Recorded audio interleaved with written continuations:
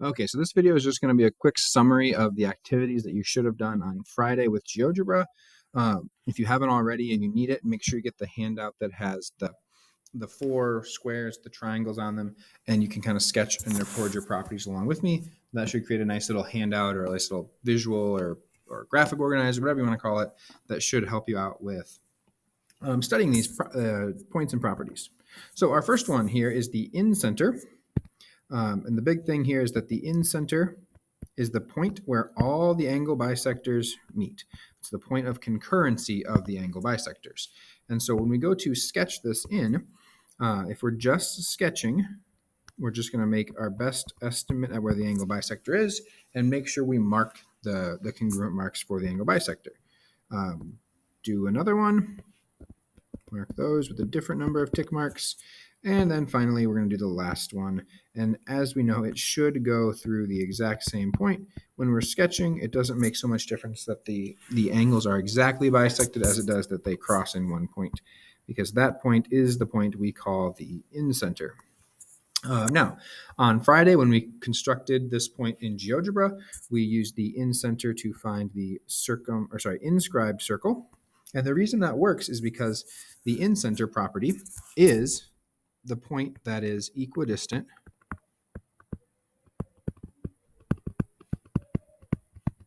from all three sides.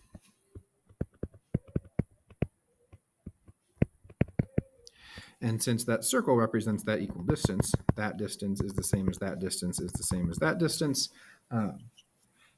we know that that inscribed circle is going to touch exactly once. Now, the reason this all works, if we wanted to talk about deductive reasoning here, is because of the angle bisector conjecture. And the angle bisector conjecture says that any point on an angle bisector is equidistant. Conjecture is equidistant from the sides of the angle. Well, this point is on all three angle bisectors, and so since it's on this red angle bisector, it's equidistant from this one and this one. Since it's on the blue one, it's equidistant from this one and this one. And since it's on the green angle bisector, it's equidistant from this side and this side. Well, that's all three sides. And so that point has to be equidistant from all three sides. Next up, we talked about the circumcenter. The circumcenter is the point of concurrency of the three perpendicular bisectors.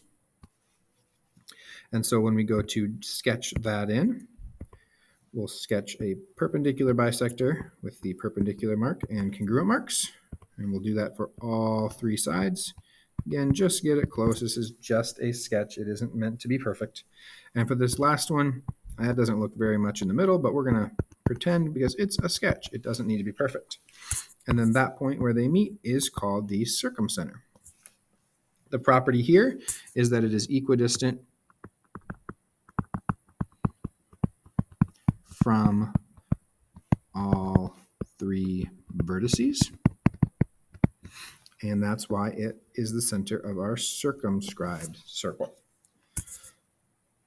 Our deductive argument here is relying on the perpendicular bisector conjecture.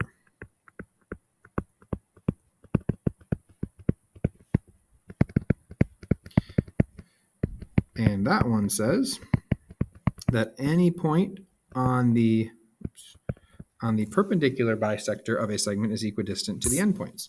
And so, for example, since the circumcenter is on the green perpendicular bisector, it is equidistant from that one and that one.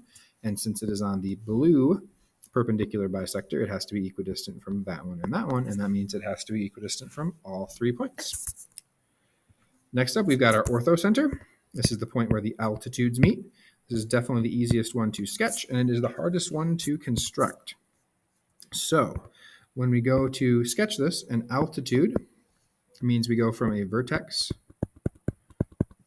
perpendicular to the opposite side. So that would look something like this. We'll put in our perpendicular mark from that side, perpendicular there, and from that vertex, perpendicular to that one. And that is our orthocenter.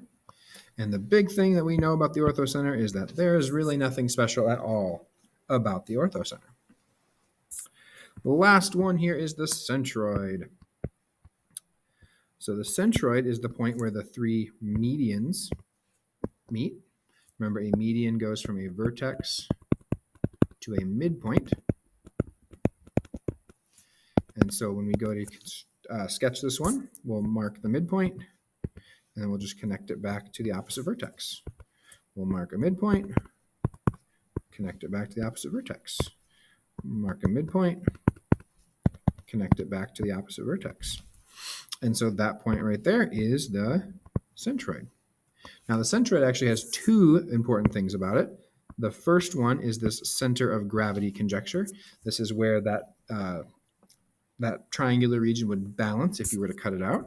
The second one, which is probably the one that you're going to need to know more, is that the centroid divides the median, all three of them, in a 2-to-1 ratio.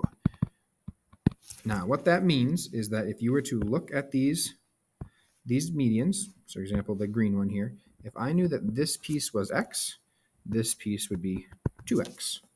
It's just that whatever length this part is, the shorter part, the longer part is twice as long.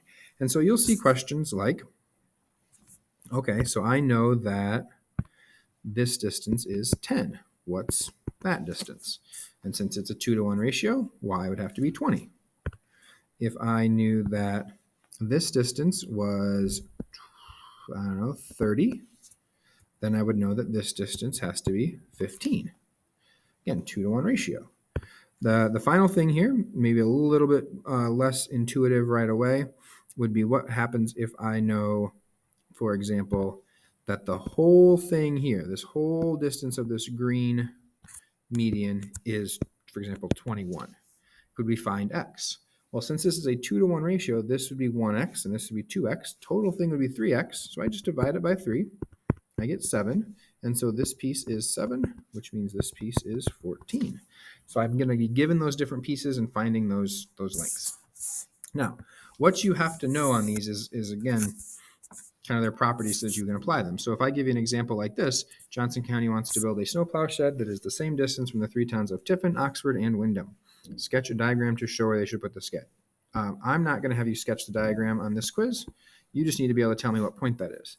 And so since the towns would represent points on the map, and we want to be equidistant from the points, we would know that we should select the circumcenter. All right. Similarly, if I had something like this, I've got 3 roads in the town of Smallville, and I want to put the fire station in equal distance from all 3 roads, I'd be looking for the Incenter, because the Incenter is the one that is equidistant from the sides of the triangle.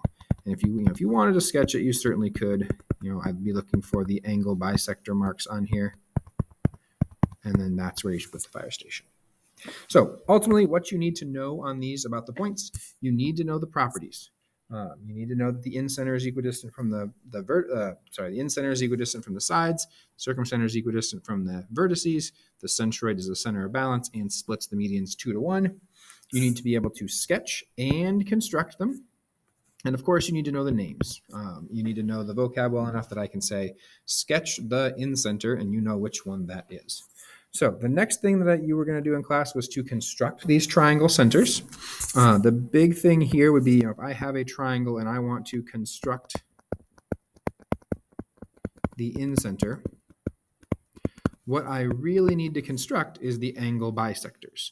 So I'm going to use my angle bisector construction. Angle bisector. And what we talked about in class was you only need to do this 2 times. When you construct one angle bisector, I do it real quick without being annoying. So if we construct one angle bisector,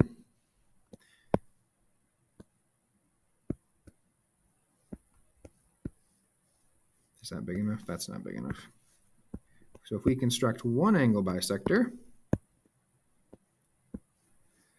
and then we go and construct another angle bisector,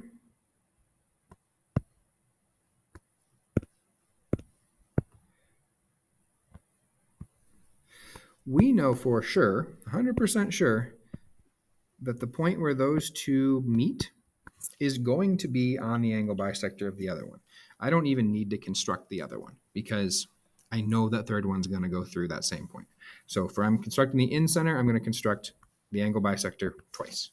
If I'm constructing the Circumcenter, I'm going to construct a perpendicular bisector twice. If I'm constructing an Orthocenter, I'm going to construct altitudes twice. If I'm constructing the Centroid, I'm going to construct the midpoint, draw the median in, and then do that twice. So the homework for today was this. If you did the homework for Friday, you have half of it done already. The rest of them are here. You've got a few more constructions. I think the new stuff is 5, 6, and 9, which are constructions. And then you've got a few of these are new as well. I think it might be 5 and 6, and then 9 and 10. So if you did the first half like you were supposed to Friday, you've only got half of this left. We've got a quiz on Wednesday. That is the 27th. And then a test on Friday, the 29th. So that's what you got going on. And then at that point, we'll have 2 weeks left where we'll get a really good start into Chapter 4 before the end of the trimester. So that's what you've got going on. Hopefully I'll see you soon.